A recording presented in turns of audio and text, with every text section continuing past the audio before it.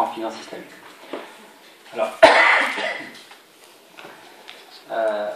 je souhaiterais remercier nos deux conférenciers qui ont fait le déplacement de Paris pour cette conférence.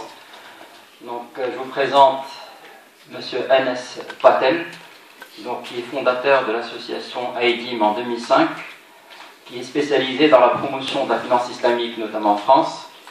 Il est également fondateur d'une société de conseil et gestion qui s'appelle 570 Easy pour finance éthique à sensibilité islamique. Monsieur Anes Patel, c'est l'un des spécialistes de la finance islamique qui fait, je dirais, énormément pour la promotion de cette discipline en France, en Europe de manière générale.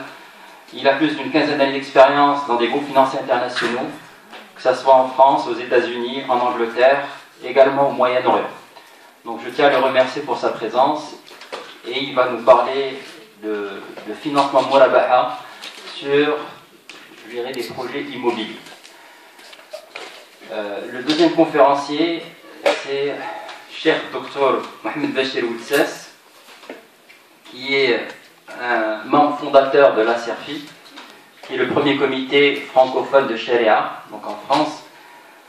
Mohamed Bachir Oudsas est également membre du comité Sharia de la Banque Populaire, donc à Paris. Il est enseignant, il a accepté cette année de nous faire l'honneur d'enseigner dans notre master, donc où il assure un cours sur les transactions, sur les produits et services financiers islamiques. Je tiens encore à le remercier. Il est également enseignant-chercheur à l'Université de Strasbourg, donc il a été parmi les fondateurs et il est co-responsable du master finance islamique de Strasbourg, qui a été le premier master qui a été lancé en France. Il est également membre du comité de rédaction des cahiers de la finance islamique, qui sont, à ma connaissance, la première revue spécialisée en finance islamique gérée en France. Donc je tiens également à le remercier et il nous parlera notamment de l'historique du Murabaha, des opérations de Murabaha, et avec une comparaison entre Murabaha, le produit Murabaha et le crédit conventionnel. Alors avant de donner la parole donc, à Cheikh Dr Mohamed Bachir Oudsas, je voudrais juste rappeler que ce sujet-là, qui concerne la Murabaha, est un sujet qui revient très souvent en finance islamique ou en finance participative, tel qu'on veut bien l'appeler au Maroc. Ce produit Murabaha pose un certain nombre d'incompréhensions. Très souvent, il y a des a priori sur ce produit-là, il y a des incompréhensions.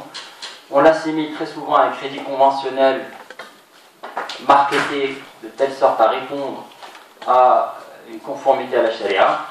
On aura l'occasion aujourd'hui de voir avec Dr Bachir Oudsas et M. Anes Patel les principales différences, l'utilisation qui en sont faites, je dirais, pour ces produits-là, de voir également la valeur ajoutée, les points forts, mais également les limites de ce produit Murabaha. Et ensuite, une fois que les présentations sont terminées, on donnera la parole à l'assistance pour un débat qui portera sur les deux interventions. Donc, sans plus tarder, je vais donner la parole à Cheikh Bachir.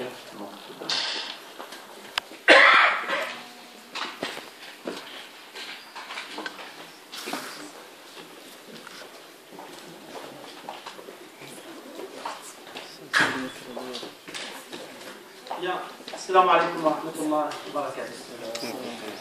Bismillah, wa salatu wa salamu ala rasulillah.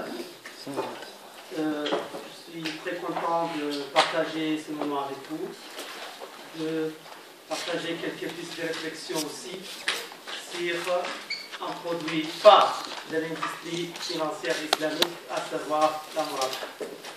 Bien sûr, comme il vient de le dire notre cher frère Ali, c'est un produit problématique.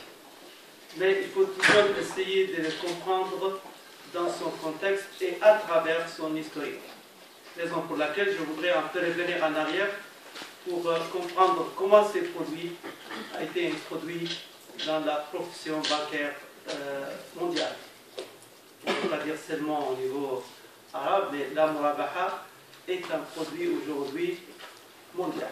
parce que même le terme murabaha a été introduit dans le dictionnaire français, désormais à Bercy, désormais dans les grandes institutions financières, en France ou ailleurs, on utilise ces termes, et c'est déjà un gain, c'est ce que pour ceux qui s'attachent un peu à la Lourat Mouda. C'est déjà un pas qu'à travers la finance islamique, certains produits s'imposent avec leur nom, mais bien sûr, on ne va pas accorder beaucoup d'importance à cela.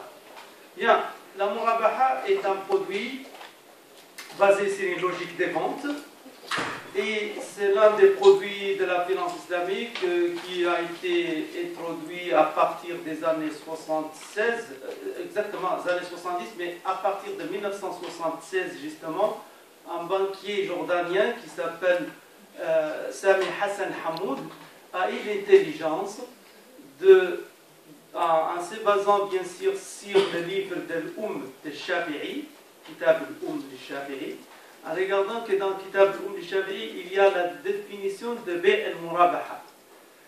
Il a pris cette idée et il a essayé de l'introduire dans la finance islamique, et d'ailleurs sa thèse était sur ça, en 1976 à l'université d'Iker. Donc, dans un premier temps, je vais vous dire quelques mots sur la Murabaha en tant que contrat de vente. Par la suite, on va voir comment se déroule la Murabaha en tant que produit bancaire ou en tant que mode de financement. Mais il faut d'abord comprendre, pour justement bien saisir la licéité de ces produits, pour qu'elle ne soit pas, en fait, pour que ces produits ne restent pas ambigus, ou il faut d'abord le comprendre dans son contexte, je dirais, juridico-culturel. La Murabaha est un contrat qui réside dans la catégorie de عقود الأمان. عقود البيوع وضمن عقود البيوع عقود الأمانة من عقود البيوع لأن البيع بالإسلام, le vente, le بيوع, il y a plusieurs multitudes de catégories de vente. Généralement, on dit que le بيوع en islam, le vente, le بيع إما أن يكون مساومة أو مرابحة أو تولية أو وضيعة أو مزاد أو مقايضة. Mais les bouillons que l'on appelle le bouillon al-amana, les ventes, contrats de l'amana, où la transparence est exigée, où il faut communiquer les coûts de revient et la marge bénéficiaire, ce sont les bouillons al-amana où on a murabaha, al-tawliya et wadi'a. Donc la murabaha est une opération de vente.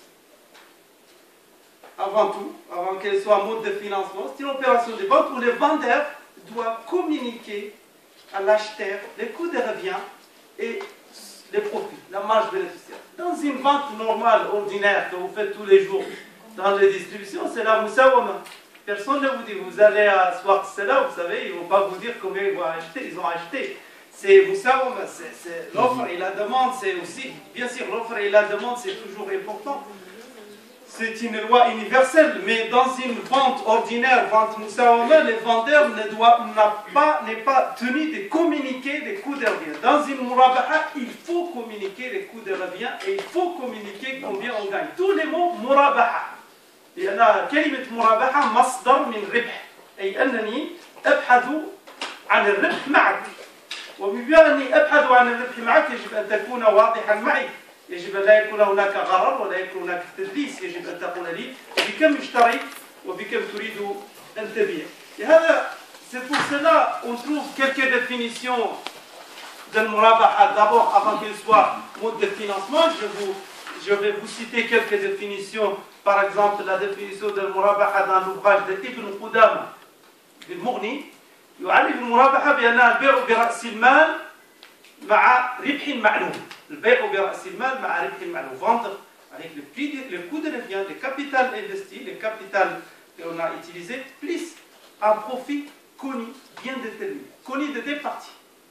Vous voyez déjà un élément de différenciation sur lequel on va mettre l'accent, c'est l'élément de transparence. Et Dieu sait ô combien la transparence est très importante dans l'industrie financière en général. Transparence. Plus près de nous, d'un point de vue jurisprudentiel, Ibn Arafa, parce qu'on est malikite, Ibn Arafa, il définit le murabaha comme étant bay'un murattabun على مبيع تقدمه غير لازم مساواته له. بيع مرتب على مبيع تقدمه. C'est-à-dire qu'il y a une vente initiale, un achat initial, et puis on va revendre le bien en ajoutant une marge bénéficiaire et bien en communiquant encore une fois les coûts de revient de façon claire, transparente. Donc, en 1976, pour revenir un peu à l'histoire, ce banquier qui vient de l'industrie bancaire classique, il a bien compris que, vous voyez, les produits financiers participatifs ont du mal à être compris par les banquiers, compte tenu du profil risque, parce que ça, je dois bien le reconnaître. Là où réside l'originalité de la finance islamique, c'est dans les produits participatifs. C'est dans les contrats qirad, on l'appelle aussi mudaraba, dans les contrats musharaka. Mais il faut être pragmatique. Les banquiers n'aiment pas trop le risque. C'est normal. Parce que c'est l'argent des déposants, c'est l'argent des actionnaires, etc. Ces banquiers, donc en 1976, Sami Hassan Hamoud a pu introduire la murabaha classique dans la profession bancaire en lui donnant un nom qui est la murabaha lil-amr bishira. Donc aujourd'hui, quand on fait un raccourci, on dit murabaha tout court. Mais la murabaha bancaire, telle qu'appliquée dans l'industrie bancaire financière islamique, s'appelle al-murabahatu lil-amiri bishira. Ce qui veut dire que aussi, ce qui est très important pour les juristes, parce que comme c'est une murabaha, après un ordre d'achat, on sort du régime juridique de simple commerçant de biens vers une opération qui devient justement une opération de financement. Ce qui veut dire que les banquiers ne vont pas être comme un commerçant de biens qui va acheter des produits et puis va l'exposer. Le banquier va attendre de recevoir un ordre. Donc la murabaha bancaire est une opération d'achat et de vente sans intention de spéculation. Un commerçant de biens peut spéculer. Banquier, ici, on n'est pas dans une logique de spéculation. Une logique d'achat, de revente avec une marge bénéficiaire, bien sûr. Et cette marge bénéficiaire, sa fixation, et ça c'est un point important, la manière de fixer le profit ou la marge bénéficiaire, certes, d'un point de vue jurisprudentiel, on préfère que l'équation adoptée par les banquiers pour déterminer la marge bénéficiaire soit originale. Mais les banquiers préfèrent plutôt prendre des références, des benchmarks connus, comme par exemple les LIBOR ou les autres taux. Mais d'un point de vue juridico-islamique ou jurisprudentiel, ça ne pose pas un problème. Ça reste une référence seulement. On s'inspire de ce qui se pratique pour déterminer la marge bénéficiaire. Donc, premier élément de différenciation entre la murabaha et le crédit bancaire classique réside dans la structuration juridique. La structuration juridique est différente. Dans une murabaha, on est dans une structuration juridique basée sur une logique d'achat et de revente, sans intention de spéculation. Dans une logique de crédit bancaire classique, on est plutôt dans une logique de génération de l'argent à partir de l'argent. On est dans une logique d'avancer de l'argent sous forme de prêt, de fixer des intérêts qui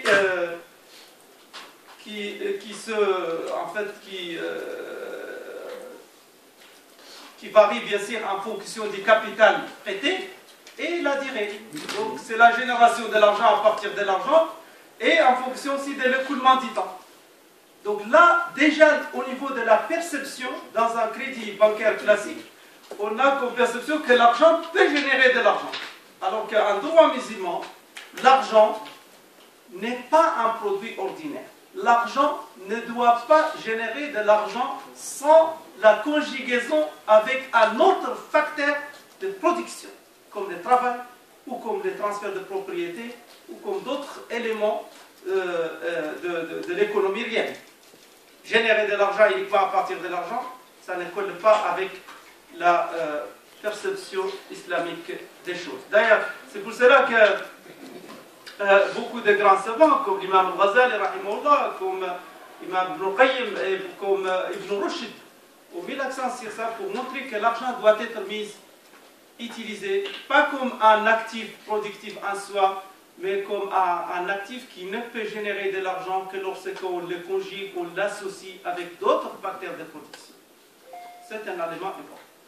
Deuxième élément de différenciation entre Murabaha et crédit classique, c'est l'objet du contrat. La Murabaha ne peut se faire que si un objet du contrat doit être licite et réel et non monétaire. Alors qu'un crédit classique, on peut le faire n'importe quel. Les banquiers n'ont pas à regarder la nature de l'objet, pas à regarder est-ce que c'est réel ou monétaire. On peut bien sûr faire des crédits classiques pour l'achat de devises ou autre. Alors qu'une Murabaha ne peut pas se faire sur des devises, ne peut pas se faire sur un actif monétaire. Ce qui montre l'ancrage de la Murabaha dans l'économie réelle.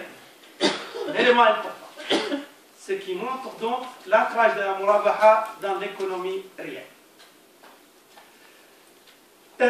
Troisième élément de différenciation, je vais être bref parce que pour moi ce qui est important, c'est l'interactivité avec vous, ultérieurement. Parce que ces idées, en grande partie, il y a des étudiants, on a déjà abordé cette thématique lors du cours.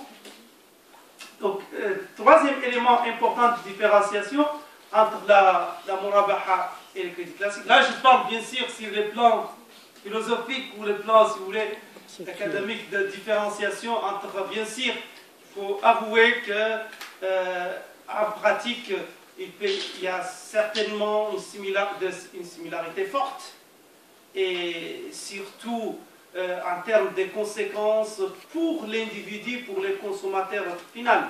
Oui. Moi, ce que je vais essayer d'expliquer ici, c'est les différenciations avec une approche holiste. Pas pour tout simplement l'individu, les consommateurs individuels, mais avec une approche holiste qui tient en compte également les effets macroéconomiques. Il me semble comme élément important, un autre élément important de différenciation, c'est la nature d'engagement contractuel. La nature d'engagement. Au niveau de crédit classique, on est généralement dans une logique binaire, entre d'un côté en plein terre et en plein terre. Dans la Murabaha, on est dans une logique triangulaire. Une logique triangulaire. Donc il y a souvent cette troisième partie qui est impliquée. Et d'ailleurs, cet élément est à prendre avec beaucoup de considération parce que cette logique de triangulation pousse la banque à être davantage impliquée dans son contexte socio-économique.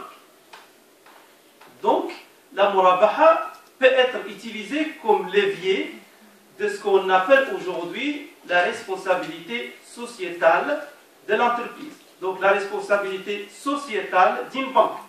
Surtout pour la première phase. Vous savez, dans la Murabaha telle que se produit en pratique, telle qu'elle se déroule, elle se déroule en deux phases. La phase de l'Muwa'ada, de l'Wa'd, et puis la phase où on bascule vers une sorte de où le financement devient réellement comme une créance. Concrètement, un entrepreneur qui veut se faire financer pour l'achat de biens, des équipements, va prendre contact avec son banquier islamique.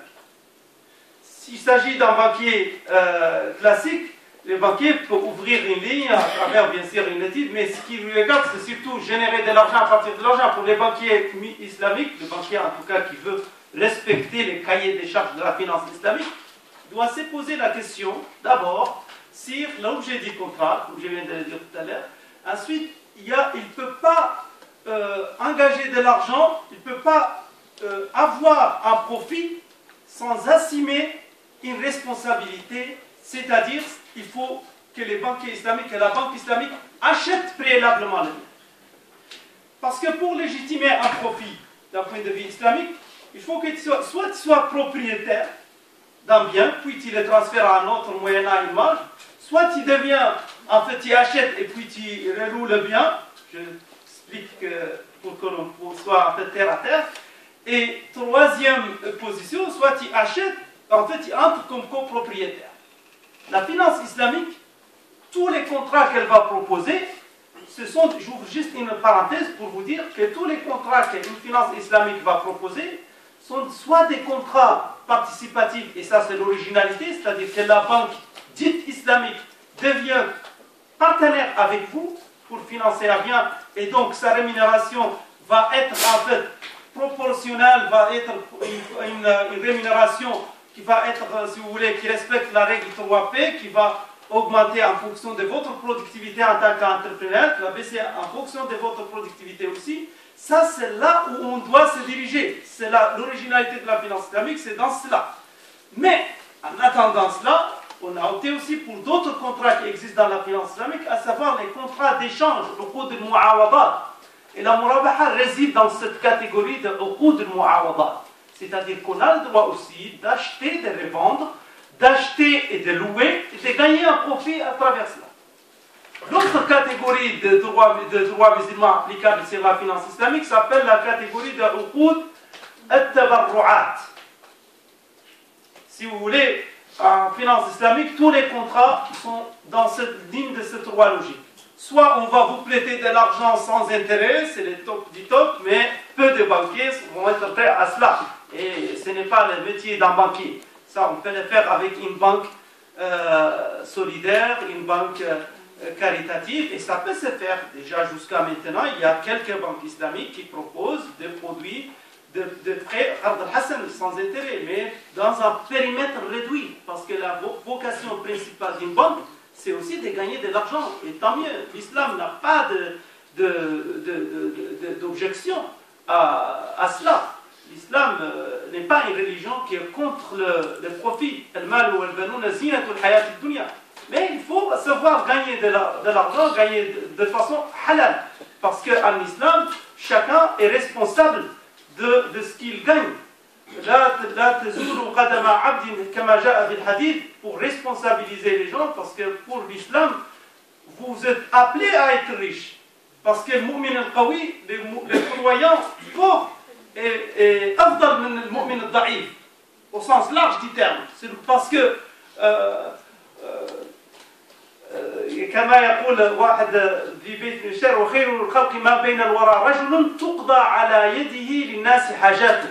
Un homme qui peut utiliser l'argent pour résoudre des problèmes est mieux que quelqu'un qui est plutôt comme parasite ou dépendant des autres. Donc en islam, on appelle les gens à être riches, mais on leur demande de respecter tout simplement, d'être en cohérence avec leurs préférences éthiques, en cohérence avec leurs convictions personnelles. La finance islamique est venue pour concilier le logique de la rentabilité financière avec les logiques éthiques, les logiques de préférence. C'est pour cela que les jurisconsultes musulmans ont pu concevoir un certain nombre de contrats, comme les contrats participatifs, les contrats de mu'awadat que je viens de dire, et les contrats de tabarru'at, les contrats al-hasan. Bien, merci. Je vais essayer d'aller plus vite parce que je reviens. لا تزول قدم عبد يوم القيامة حتى يسأل عن أربع: عن عمره فيما أبلاه، عن عمره فيما أفناه، وعن شبابه فيما أبلاه، وعن علمه ما لا عمل به، وعن ماله من أين اكتسبه وفيما أنفقه. Donc cette notion de responsabilité, de poser la question, que chacun sera questionné, c'est comment il a acquis l'argent et comment il a dépensé, ça responsabilise. Et donc c'est ça qui a poussé certains hommes visionnaires, comme Cheikh Louta, Allah et Cheikh Saleh Kamel, et bien d'autres, et même des hommes d'affaires ici aussi au Maroc, parce que le Maroc était toujours un pays des grands penseurs. Ces hommes d'affaires ont pu capter qu'il existe des demandes, des attentes. Et ils ont pu concevoir des contrats qui respectent à la fois la culture musulmane, qui respectent les préférences éthiques musulmanes, et sans, bien sûr, lâcher tout en cherchant en même temps du profit. Donc, pour résumer en substance ce que je viens de dire, la différence entre crédit classique et Murabaha, je peux dire qu'au niveau de la structuration juridique, la différence est très importante. Au niveau de la nature d'engagement, la différence est très importante. Au niveau de l'impact social, ou je préfère l'impact sociétal, notamment au niveau de la première phase, le fait que la banque est impliquée davantage avec son client, l'idée de la triangulation, ça montre qu'à travers la Murabaha aussi, je vous dis une chose, à travers la Murabaha, on peut lutter contre ce qu'on appelle la cavalerie financière. Avec le crédit classique, bon, c'est pas évident. Pas évident. Vous savez, la Murabaha peut se faire, même la Murabaha immobilière, que notre collègue va le développer tout à l'heure. Si le crédit classique immobilier, les crédits au niveau de la Murabaha, si on reste dans l'immobilier, peut-être les différences ne sont pas claires. Mais comme je viens de le dire, moi j'essaie de repérer des différences dans une approche holiste globale. Là c'est clair, la structuration juridique n'est pas la même. La nature de l'engagement n'est pas la même. La perception même, parce que l'argent génère de l'argent dans un crédit classique en fonction de l'écoulement du temps, alors que dans une Murabaha, ceci n'existe pas. Vous savez, aussi les différences se manifestent de façon flagrante quand on est en face des mauvais payeurs. Dans un crédit classique, les compteurs vont toujours continuer les intérêts de retard. Alors que dans la Murabaha, même si les jurisconsultes musulmans, par pragmatisme, ont trouvé une solution à travers l'idée de l'iltizam bit-tasadduq, c'est-à-dire que le fait que l'emprunteur s'engage à verser quelque chose au profit d'une œuvre caritative, ça reste quand même, comme élément de différenciation très important. C'est-à-dire que la Murabaha, à travers cette logique d'intégrer une clause qui prévoit qu'en cas de non payé et en cas de calcul des intérêts de retard, ces intérêts de retard ne vont pas venir s'accumuler au profit de la banque, mais vont être versés au profit des associations caritatives. Donc ce qui veut dire qu'en quelque sorte, la Murabaha peut également contribuer à l'émergence d'une économie sociale et solidaire. Et ça, c'est pour l'intérêt de tout le monde. Je pense qu'à part cela, l'originalité de la finance islamique reste tout de même à rechercher au niveau des produits financiers participatifs. C'est ça, c'est au niveau de ces contrats-là, des contrats participatifs, que l'on voit clairement une rupture méthodologique par rapport aux théories classiques de l'économie. Je vous remercie pour votre attention. Merci Bachir. Donc juste pour récapituler l'intervention de tous les conférenciers, donc, qui a rappelé le Murabaha dans son sens actuel, dû en 1976 à Sami Hassan Hammoud. Il a rappelé également que Murabaha est un contrat, je dirais, qui rentre dans la catégorie Amana, et donc qui suppose un minimum de transparence, un maximum de transparence, un maximum de transparence entre les contreparties. Dr Bachir a également fait la distinction entre le Murabaha et le Murabaha al-Amr bil-Shira.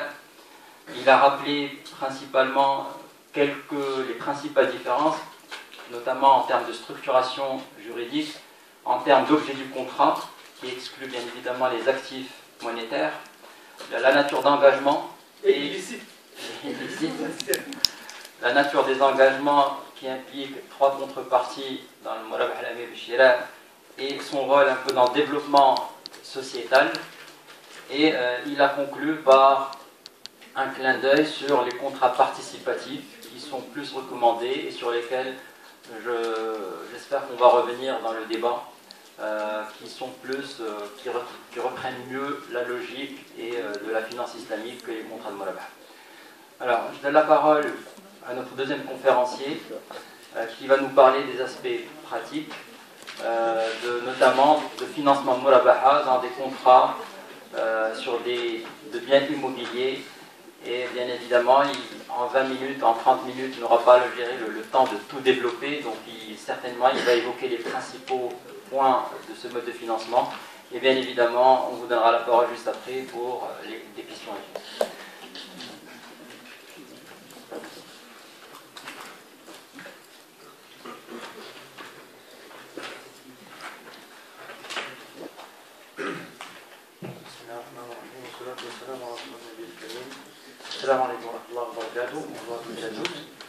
Merci de nous recevoir ici, dans ces beaux locaux de l'Université de Rabat. On dirait qu'on est dans un amphi américain, mieux que Paris, donc félicitations pour cette volonté. Et un grand merci à Dr Ali. Il porte très bien le nom de sa société, Optima.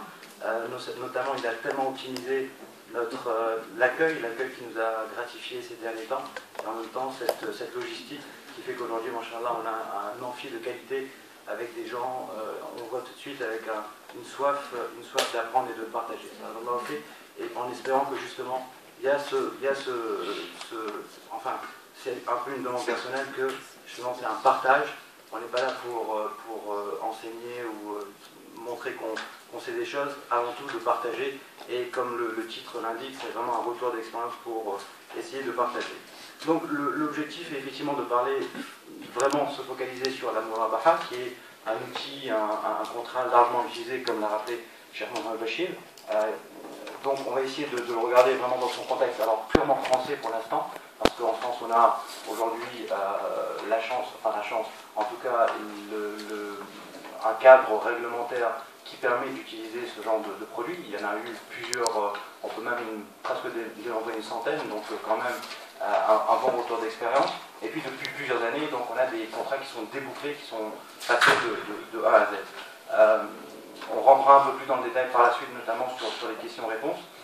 Juste présenter rapidement quelques travaux sur la finance islamique qu'on a pu développer ces derniers temps. Un livre blanc avec un cabinet d'avocats de Norton Rose, un rapport sur le marché de la finance islamique, notamment avec l'association EDIM et le cabinet IFAS, un livre Euromoney, édité par Euromoney, où on a eu l'occasion justement de parler des soukouks en termes de refinancement sur l'immobilier, sur comment générer des actifs immobiliers, surtout pour le résidentiel, pour le financement de l'accession à la propriété, avec donc des formes de titrisation sous soukouk. On a eu l'occasion récemment aussi de faire un papier qui était retenu par Harvard, qui était présenté l'année dernière sur les soukouks hybrides pour le financement des PME. Et en ce moment, on travaille sur une thèse sur le financement participatif à Paris 1. Je suis sûr que dans la salle, il y aura des gens avec qui on pourra échanger et notamment développer ce genre de relations dans la durée. Alors, une introduction, juste pour rappeler, Cheikh a fait une allusion rapide tout à l'heure, les 3 P. On parle souvent des 3 P. Alors, comme si la finance islamique finalement était un peu réduite aux 3 P. Le partage des pertes et des profits. Alors, il a beaucoup souligné donc, ce qu'il appelle cette analyse un peu holistique de la finance islamique, c'est-à-dire sa contribution, son impact sociétal, etc. Et c'est très important d'avoir ça en ligne de mire.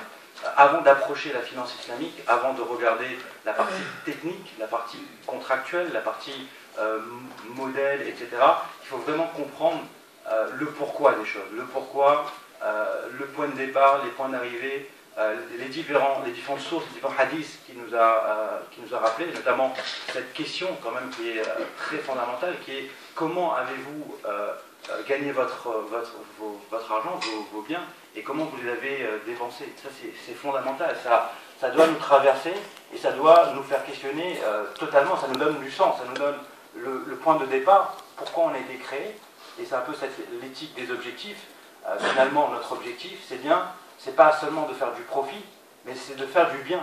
Et le bien, comment il se mesure? Il se mesure sur son impact social, effectivement, au niveau, ce qu'on a appelé, alors c'est l'autre 3P, et ça je pense que c'est important de connaître, et c'est très développé notamment dans le domaine de l'économie sociale et solidaire, social entrepreneurship, etc., ce qui est les 3P, planète, people, profit. Alors, en français, profit, personne, planète. Donc tout ce qu'on doit faire doit avoir cet impact, non pas seulement personnel, qui est l'utilité, la maximisation de sa satisfaction, de son utilité marginale, mais bien l'impact sur les gens, sur les profits, la planète, et à quoi sert un système économique ou financier qui détruit finalement les richesses de la planète. On sait que par exemple le système américain aujourd'hui, pour pouvoir continuer à son mode de consommation, il faudrait plus de 2 planètes pour satisfaire aux besoins de consommation des Américains. Donc c'est pas tenable, c'est pas durable. Donc on vient vraiment à cette réflexion sociétale, moi, mais pas seulement moi, c'est moi par rapport aux autres, et dans cette dynamique justement au niveau plus global. Ensuite, il y a l'éthique des moyens. C'est effectivement là où généralement on a beaucoup plus de discussions, et dans tous les ouvrages sont rappelés, le partage des pertes et des profits. Alors ça ne doit pas être seulement des mots, ça ne doit pas être seulement des volontés, et même parfois des déclarations, ça doit être vraiment concret. Et concret, ça se mesure, ça se matérialise, non seulement sur des contrats, donc on doit bien comprendre les différences contractuelles et qu'est-ce qui impose ce partage des pertes et des profits, et on doit pouvoir le mesurer aussi quels sont les indicateurs de risque, de partage, de perte, partage de profit, encore une fois sur cette notion de risque, le partage des risques. Et une des notions qui est importante aujourd'hui et qu'on voit dans la théorie économique et financière, c'est effectivement le risque étant pas l'incertitude. La certitude, c'est l'aléa, l'incertitude, c'est aléatoire, c'est-à-dire une mesure du risque aléatoire. On ne peut pas vraiment le définir. Or que le risque, il est mesurable, il est quantifiable, il est justement quelque chose qui doit avoir une certaine mesure de risque pour légitimer ce qu'on fait, légitimer les profits. Et donc ça permet d'éviter les conséquences de transactions à somme nulle, où effectivement il y a toujours un gagnant et toujours un perdant. Ensuite, il y a l'éthique des finalités. Donc on voit les objectifs, pourquoi je le fais, les moyens, mais aussi vers quoi je tends. Et ça, c'est très important, Charles l'a rappelé, cette notion de piété. On a été envoyé sur cette terre pour une seule mission, la seule mission d'être un vice-gérant de Dieu sur terre, et donc de protéger aussi, les ressources que Dieu nous a confiées. C'est comme une sorte de amana, donc, et bien sûr cette notion de satisfaction et de contemplation de Dieu, de participation. On doit être actif, participer dans la vie de la société, et ça aussi ça doit être mesurable. Et ensuite de partage, et là la zakat c'est clairement le meilleur outil de partage qui rend obligatoire et qui empêche la thésaurisation, etc. Au final, quand on parle de l'éthique, il faut être très clair, encore une fois, c'est pas seulement des vœux pieux ou des mots, ça doit être, en tout cas dans l'islam, c'est une éthique appliquée. Donc c'est l'éthique des principes, oui, les principes sont là, ils sont intransigeants, ils sont inaliénables, ils sont atemporels, et là les sources de l'islam sont très claires là-dessus, mais en même temps il y a l'éthique des pratiques. Comment manifester, comment rendre clair, tangible tous ces principes éthiques dans ce qu'on fait, dans nos actions, dans nos relations, dans nos transactions, et ça c'est ce qui donne l'éthique appliquée. Donc encore une fois, c'est pas seulement une éthique théorique, une éthique déclarative, mais une éthique effectivement appliquée. Alors, les principes de la Moulabara, je vais très vite, le chef l'a rappelé, je vous renvoie aussi on essaie de vulgariser la finance islamique depuis pas mal de temps, et notamment sur notre site 570 Easy, on fait des infographies qui permettent justement de synthétiser et de donner une vulgarisation à tout ça. Donc les principes, c'est, avant de parler de Moulabara, effectivement c'est un contrat de vente, achat et vente, donc il faut bien qu'il y ait la propriété du bien, c'est ça qui permet de légitimer le contrat de Moulabara, et donc toute marge qui sera calculée sur cette transaction, et bien sûr qu'on doit être vraiment dans une transaction commerciale, c'est bien une vente, un contrat de vente dont il s'agit, et non pas un contrat de mise à disposition de fonds ou un contrat purement de flux financier.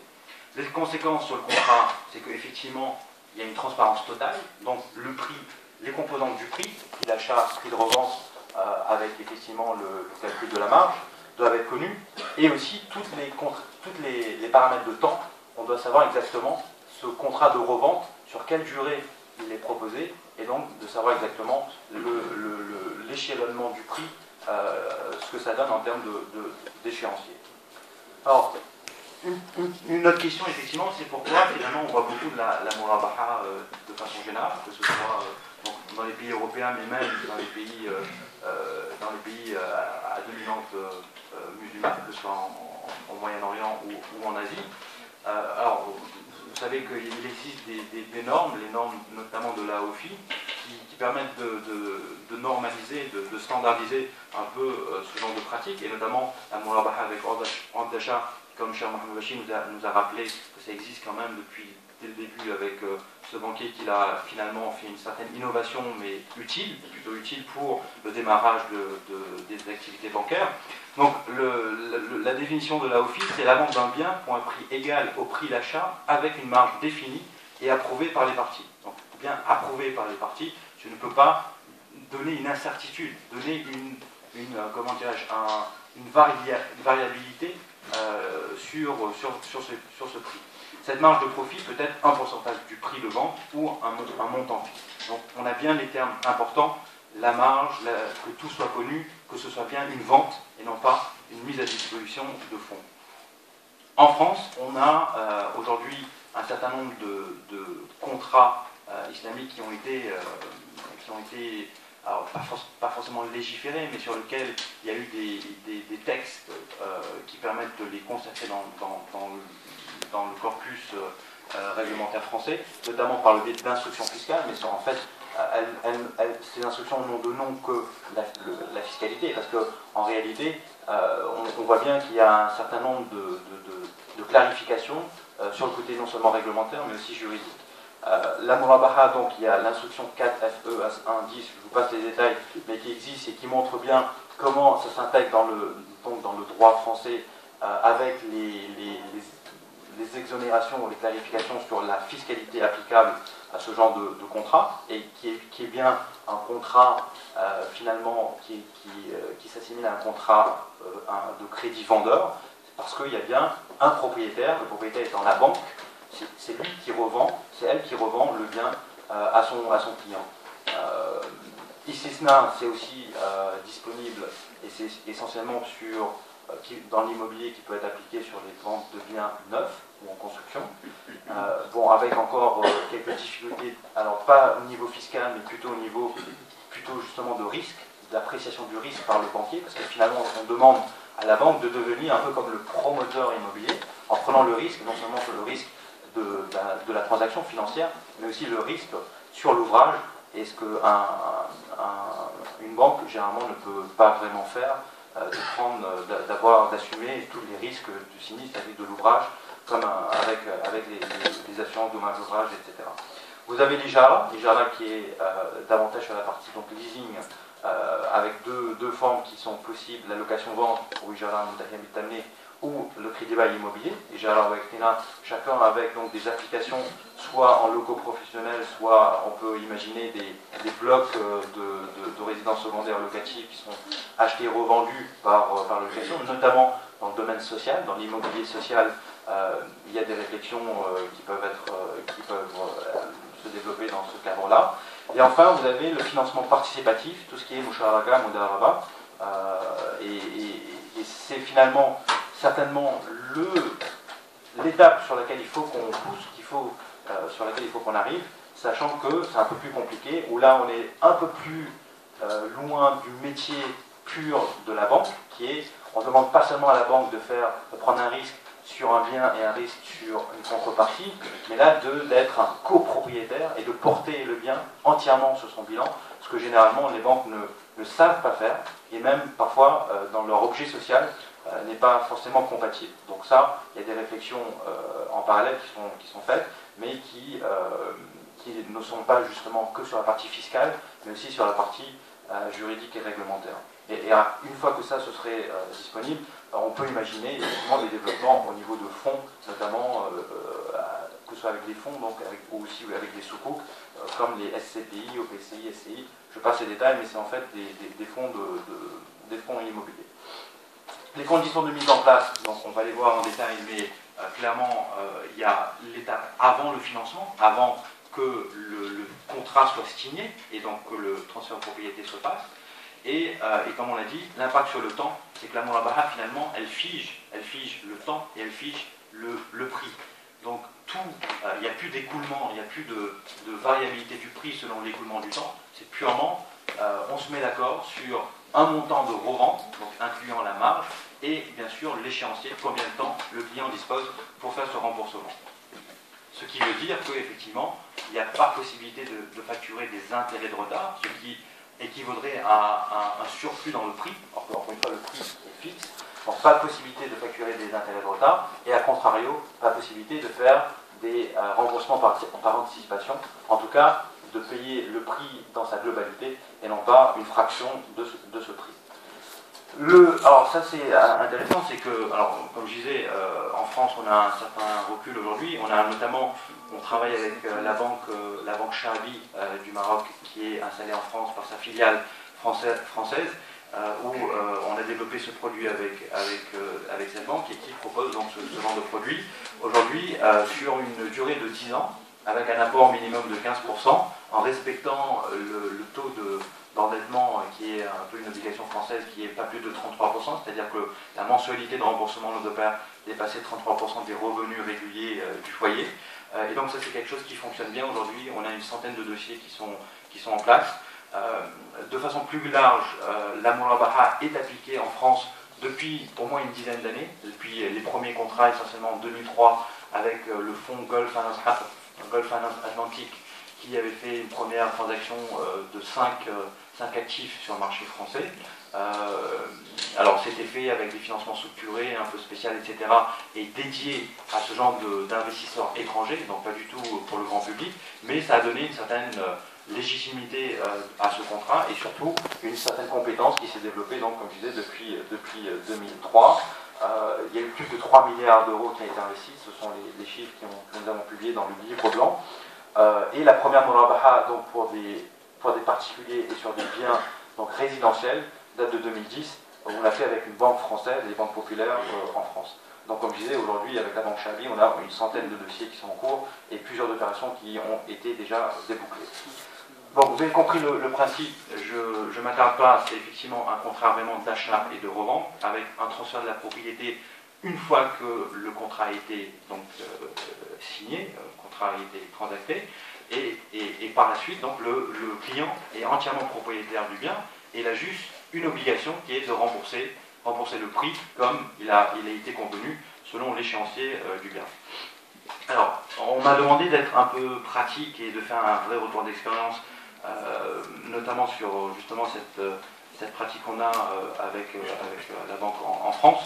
J'ai essayé de résumer ça sur un graphique avec le circuit de la murabaha avec 5 étapes. Alors, je fais aussi référence à ce petit livre qui s'appelle Islamic Banking and Murabaha de Dr Ahmed Samadani, qui est donc de l'université de Karachi, qui, de façon générale, eux, ils ont aussi beaucoup d'expérience et pas mal de banques qui utilisent ce genre de choses. Alors, il fait référence à 5 étapes dans la murabaha. Je vous les cite rapidement. C'est request of the client, donc en gros la demande du client, the fixation of the price of the limit, donc l'allocation des fonds par rapport au contrat, the procurement of the required good, donc là c'est clairement que la banque va se procurer, donc va se titrer sur le bien avant de pouvoir justement la revendre. Quatrième phase, contract of murabaha, donc là clairement on signe le contrat et donc avec la vente au client. Et enfin la partie payment et notamment l'étalement du prix qui crée la créance. Dans notre cas, on a dû quand même, alors il y a eu effectivement pas mal de choses qui sont documentées sur la murabaha, encore une fois comme la OFI, etc. Mais dans le cadre français, la grosse difficulté c'était vraiment quelque part de localiser, de l'intégrer dans un process purement français avec les pratiques bancaires en France, ou en plus dans l'immobilier, où on est contraint par un certain nombre de dispositifs, et notamment par le passage avec un notaire, qui est obligatoire en France, et notamment pour pouvoir donner le titre de propriété. Et ça se fait en 2 étapes. Ça se fait une première étape lors d'une promesse. Ensuite, il y a ce qu'on appelle une DIA, une déclaration inaliénable Pardon ? La DIA, déclaration en tout cas, on doit purger un certain nombre de droits qui donnent à la collectivité justement le droit de préférence d'acheter le bien. Donc c'est une phase obligatoire, et ce qui permet aussi de lever les différentes conditions de la vente, conditions suspensives. Donc on a dû intégrer toutes ces contraintes législatives, réglementaires, fiscales, etc., en plus des pratiques, des process internes à la banque, et aussi laisser quelque chose qui soit facile à comprendre, pratique, notamment pour les différents acteurs. Il ne faut pas oublier que dès qu'on parle de Murabaha, par exemple, un vendeur, parce que la plupart du temps c'est un vendeur, pas forcément musulman, qui va vendre son bien, pour lui, parler de Murabaha, parler de finance islamique, etc., c'est un peu comme un ovni. Donc il faut pouvoir vulgariser les choses. Donc ce process, c'est un peu la synthèse de tout ce qu'on a fait ces derniers temps, avec 5 étapes aussi. L'avant-vente du contrat, donc c'est là effectivement où le client sollicite la banque avec un ordre d'achat, et contractuellement ça peut prendre la forme d'une promesse. Une promesse, donc comme le chef le disait, un ward bien sûr non conditionné, non obligatoire, donc unilatéral. Deuxièmement, une offre de financement, et ça aussi pour les particuliers en France c'est obligatoire de faire une offre de financement qui s'inscrit dans la loi Scribner, qui fixe un certain nombre de conditions. Ensuite, on doit purger les conditions d'achat, justement une fois que cette promesse est lancée, il faut purger les conditions suspensives, et notamment avec la DIA. Quatrième partie, c'est l'accord. Alors une fois que la banque est prête à acheter le bien au vendeur initial, il faut bien que maintenant elle s'assure que son client soit toujours intéressé par le bien et quelque part s'engage à acheter le bien. Donc on fait un accord pour la revente du bien de la part de la banque au client. Et enfin, la banque devient propriétaire du bien avant de recéder la propriété. Donc vous voyez les différentes étapes. Le transfert de propriété se fait bien du vendeur à la banque. Dans la première flèche, donc le vendeur à la banque. C'est seulement une fois que la banque est propriétaire du bien, l'a enregistré dans ses comptes et peut légitimement déclarer être propriétaire, donc par un type de propriété, qu'elle peut céder ce bien. Alors, qu'elle le fasse immédiatement, qu'elle le fasse dans un délai, etc., c'est pas forcément la question. Juste l'instruction fiscale exige que justement pour qu'on ne tombe pas dans une intention spéculative, que le délai maximum est de 6 mois. Donc la banque a un délai maximum de 6 mois entre son achat et sa revente. Donc voilà les différents process. Ce qu'on va essayer de faire, c'est, encore une fois de façon assez pédagogique et simple, prendre chacune des étapes et décrire les flux de données, donc entre que ce soit la partie juridique, flux avec les notaires, etc., et la partie flux financier, flux de monnaie. Donc cette première étape, c'est effectivement la partie promesse, la partie ward, où on va faire un certain nombre de choses pour que le client puisse se dire oui, je suis intéressé par l'achat de ce bien, oui, je suis intéressé par le type de contrat que vous pouvez me proposer, et on se met d'accord sur un avant-contrat. L'avant-contrat, il va dire à peu près le prix par rapport au prix d'achat, par rapport au prix que souhaite le vendeur, à combien la banque elle-même va pouvoir acheter, avec tous les frais, et à combien aussi elle pourrait revendre au client. Donc on se met d'accord sur les grandes lignes de ça. Imaginons prenons un exemple à un bien qui vaut 100, donc là, le client va vous dire, voilà, j'ai trouvé un bien à un vendeur, faites-moi une simulation qui me permettrait de me dire sur, par exemple, 10 ans, combien ça me coûterait, combien ça me reviendrait à payer en termes de mensualité. La seule chose qu'on demande à ce moment-là pour que pour que le client justement puisse signer cette promesse, cet avant-contrat, et ça c'est un acte notarié, donc il faut qu'il passe devant le notaire, c'est pour rassurer le vendeur, il met une indemnité d'immobilisation d'à peu près 5%, donc le client doit verser 5 si le bien vaut 100, et doit juste payer 300 € qui correspondent aux frais de débours du notaire pour faire justement les premiers documents contractuels. Donc là, on a très simple, c'est la partie ordre d'achat, la partie on se met d'accord dans les grandes lignes sur le projet. Une fois qu'on a fait ça, on va formaliser un peu plus les choses. Et là, on va demander à ce que la banque s'engage le comité de crédit de la banque s'engage et puisse faire une offre de financement qui vaut contrat au client. Et cette offre de financement, elle doit respecter les dispositifs en vigueur et notamment la loi Scrivener. Donc il y a un comité de crédit, il y a une offre de financement qui correspond aux critères de la loi Scrivener et qui donc est proposée à la banque et au client. Et le client a généralement 10 jours de réflexion obligatoire et à partir du 11e jour peut signer cette offre et renvoyer à la banque pour montrer que lui, il s'engage à accepter l'offre de la banque. Donc là, en termes, de quoi sera composée cette offre de financement? C'est en gros les grands flux du projet. Donc d'un côté, la banque va exiger entre 10 et 15% d'apport du client. Donc vous voyez un apport client minimum de 10. Et donc on va dire, par rapport à un bien qui vaut 100, quels sont les différents frais? Il y a 3 de frais d'achat qui permet à la banque donc, de demander au notaire de faire en sorte que la banque puisse acheter au vendeur. C'est ça que 3, c'est les frais notaires, on reviendra dans le détail. Ensuite, pour pouvoir revendre au client, c'est là où on paie les droits de mutation, de façon...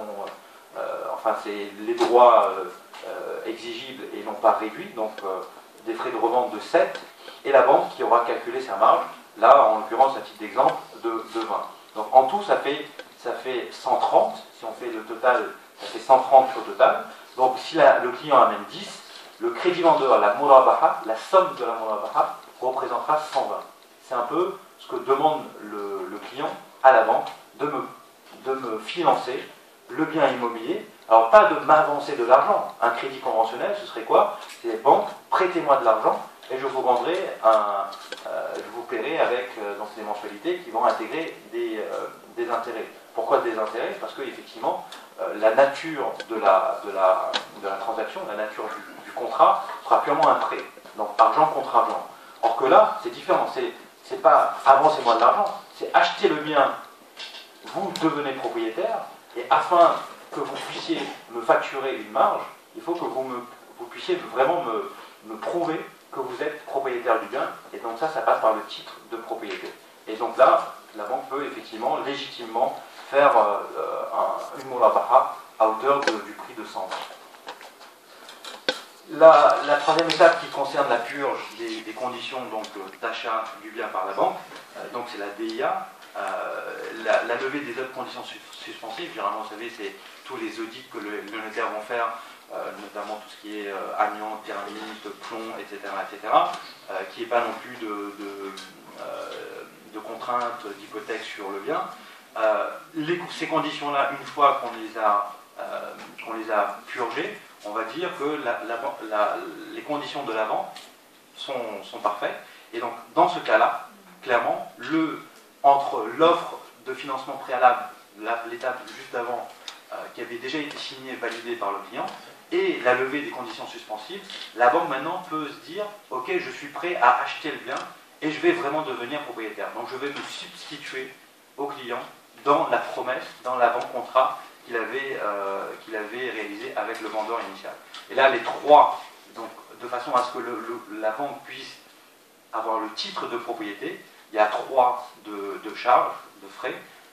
Donc c'est la banque qui va payer ça, c'est pas le client, c'est la banque qui va payer ça. Ça montre bien que c'est elle qui devient propriétaire. Et ça correspond à 2 au trésor public, 1 au notaire. Alors, souvent on nous dit oui, mais en France, par exemple ici au Maroc, il y avait encore jusqu'à récemment un problème de double taxation, double mutation.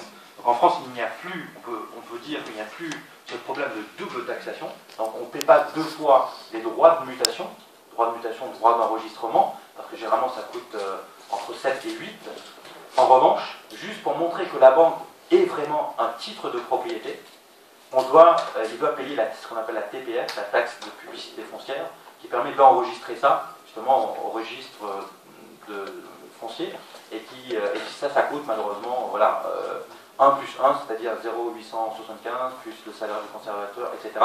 Mis bout à bout, ça représente 3. Donc il n'y a plus de double droit de mutation, mais il y a des droits réduits à l'achat, à condition que la banque, encore une fois, respecte les conditions de la revente, c'est-à-dire dans un délai maximum de 6 mois, qu'il n'y a pas une intention spéculative et qu'elle le fait vraiment à la demande de son client. Elle ne le fait pas pour ses propres besoins, pour compte propre, elle le fait à la demande de son client. Donc ce sont des droits, elle bénéficie des droits réduits.